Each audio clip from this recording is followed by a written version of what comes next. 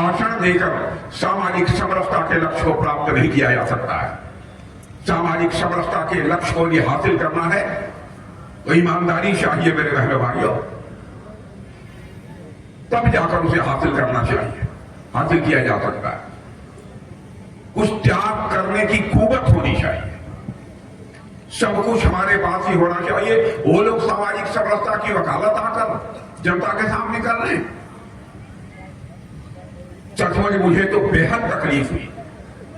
कांग्रेस के एक नेता तेलंगाना के मुख्यमंत्री हैं और भाषण कर रहे थे। उन्होंने कहा कांग्रेस के मतलब मुसलमान और मुसलमान का मतलब कांग्रेस। क्या हो गया इन लोगों को? बराबर हिंदू और मुसलमान के नाम पर नफरत पैदा करके, उनके बीच दूरी पैदा करके इन लोगों ने राजनीतिक कामयाबी हासिल की है। बहनों भाइयों, सरकार बने अथवा न बने, जहां तक एनडीए का प्रश्न है, हम जाति पंथ अथवा मजहब के आधार पर राजनीति नहीं करेंगे, चाहे हमें कामयाबी मिले या न मिले। हम यदि राजनीति करेंगे तो इंसाफ और इंसानियत के आधार पर। केवल बार बार जनता की आंखों में धूल झोंकना, बहनों भाइयों, इससे सार्थक राजनीति नहीं की जा सकती। राजनीति का लक्ष्य केवल सरकार बनाना नहीं होता है। राजनीति का लक्ष्य सरकार भी बनाना, लेकिन उसके साथ ही साथ समाज बनाना, देश बनाना, यह भी राजनीति का काम है। समाज को की समरसता को तार तार करके, उनमें मनमुटाव पैदा करके, भ्रांतियां पैदा करके, सारी व्यवस्था को छिन्न भिन्न करके आप सत्ता हासिल करना चाहते हैं। बहनों भाइयों, ऐसी सत्ता यदि हम लोगों को हासिल करनी हो तो हम तो चिमटी से भी ऐसी सत्ता को नहीं छुएंगे, चाहे जो कुछ भी करना। अरे कहीं ना कोई आदर्श होना चाहिए, कहीं ना कोई वसूल होना चाहिए। मैं तो अपने संसदीय निर्वाचन क्षेत्र की जनता से भी कहता हूं, मैं कोई आश्वासन नहीं दूंगा। जहां तक हो सकेगा करने की मैं कोशिश करूंगा। एयरफोर्स में जंगल राज है, मेरे पास लिखित सबूत है। एयरफोर्स में जंगल राज है, लिखित सबूत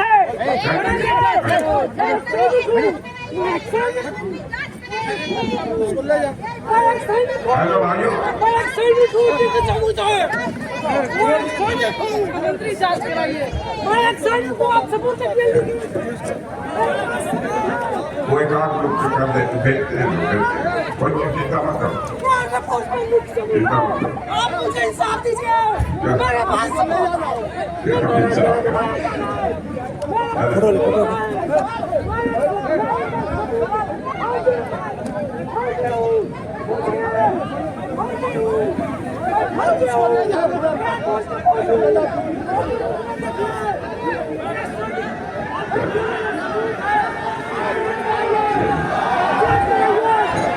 मेरे बहनों भाइयों,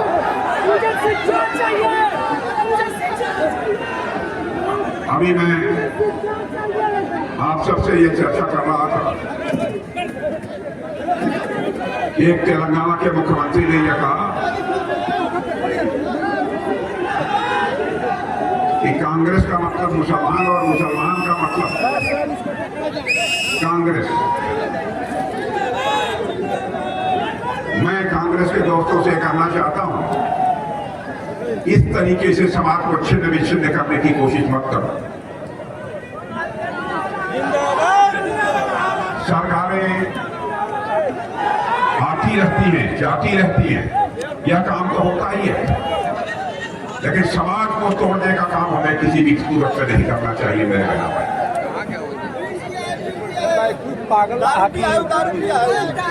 इसलिए मैं आज आपसे अपील करने आया हूं कि मेरे बहने भाइयों, आपका पूरा समर्थन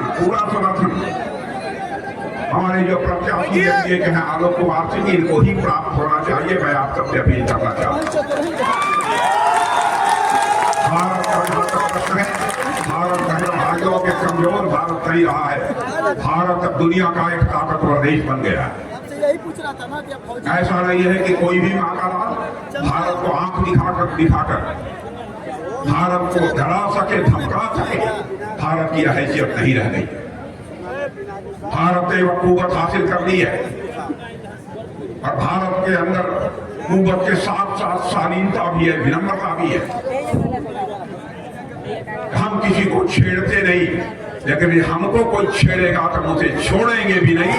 यह कुव्वत भारत के अंदर है और ये करके भी हम लोगों ने देखा है।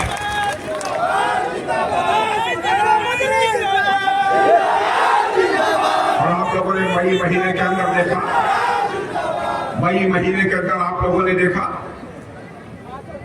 किस तरीके से पाकिस्तान से कुछ आतंकवादी चोरी छिपे भारत की सीमा में घुस आए और हमारे भारत के कुछ नौजवान अपने परिवार के सदस्यों के साथ कश्मीर की वादियों में पर्यटन के लिए गए हुए थे। 26 लोगों पर कातिलाना हमला कर दिया। और बहनों भाइयों, आपको जानकर आश्चर्य होगा कि उन्होंने धर्म पूछ कर मारा। तुम्हारा धर्म क्या है? लेकिन बहनों भाइयों, देखा आपने जब ये ऑपरेशन सिंदूर की कार्रवाई हुई तो हम लोगों ने धर्म पूछकर किसी को नहीं मारा, बल्कि उनका कर्म देखकर मारा। मेरे बहनों भाइयों, उनका कर्म